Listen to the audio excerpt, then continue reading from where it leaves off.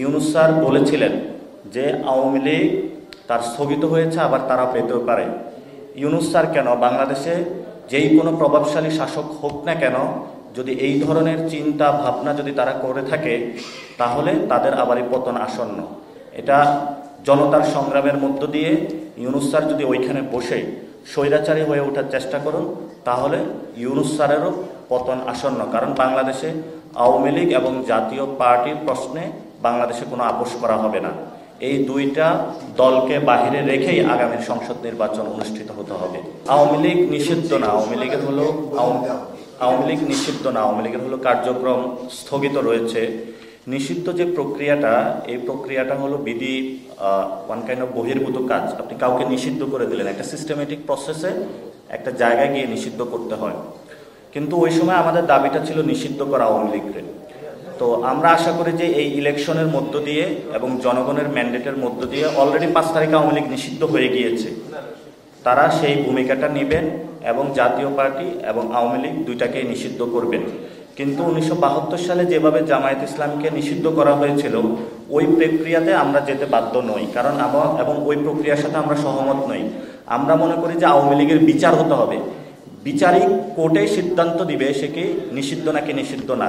কিন্তু আমাদের কাছে অলরেডি জাতিসংঘের যে রিপোর্টটা এসেছে, সেই রিপোর্ট অনুযায়ী যথেষ্ট যুক্তি এমন প্রমাণ রয়েছে আওয়ামী লীগ এবং জাতীয় পার্টিকে নিষিদ্ধ করার জন্য সরকারের ব্যাপক হারে প্রমাণ রয়েছে, সেই জায়গা থেকে তারা নিষিদ্ধ করতে পারে। জাতীয় নাগরিক পার্টির পক্ষ থেকে যদি ডক্টর ইউনূস এই ধরনের কোনো সিদ্ধান্ত নিতে চান, আমরা সেটার সাথে থাকবো না এবং আমরা এটা জনতাকে ঐক্যবদ্ধ করে রাজপথে কঠোর কর্মসূচিতে যাব। আপনারা জানেন অলরেডি জামায়াত তার 5 দফার দাবি নিয়ে মাঠে গিয়েছে এবং বিএনপি তাদের যে বক্তব্যগুলো বলেছে, সেখানেও তারা মানুষকে স্পষ্টত করেছে, বাংলাদেশের মানুষকে, যে আওয়ামী লীগ থাকতে পারবে না এবং আওয়ামী লীগ একটি খুনি সংগঠন। কিন্তু ইতিমধ্যেই বিএনপির অনেক নেতৃবৃন্দ ভারতের পক্ষে কথা বলছেন, ফলত এটাতে একটা অস্পষ্টতা তৈরি হয়েছে। আমরা আমাদের নাগরিক পার্টির পক্ষ থেকে মনে করি আর্মি, বিএনপি এবং জাতীয় পার্টি, আওয়ামী লীগ এক অক্ষে বিরাজ করছে।